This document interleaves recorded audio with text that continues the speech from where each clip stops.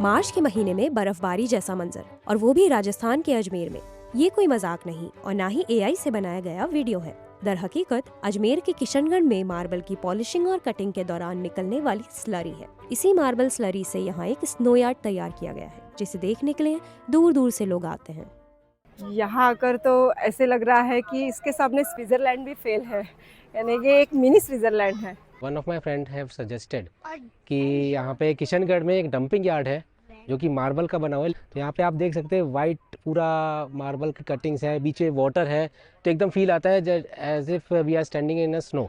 इसकी तामीर Kishangarh marble association ने करवाई है, जहाँ मार्बल की पॉलिशिंग और कटिंग से निकलने वाली स्लरी को डिस्पोज किया जाता है। किशनगढ़ मार्बल एसोसिएशन ने तकरीबन 500 बीघा जमीन पर ये यार्ड तैयार किया है। मार्बल स्लरी के जमा करके बनाए गए इस स्नो यार्ड ने सयाहों को तो अपनी तरफ मुतवज्जे किया ही है, लेकिन स्लरी के बारीक ज़रात इंसानों के लिए कितने नुकसानदेह हो सकते हैं, ये भी एक अहम सवाल है।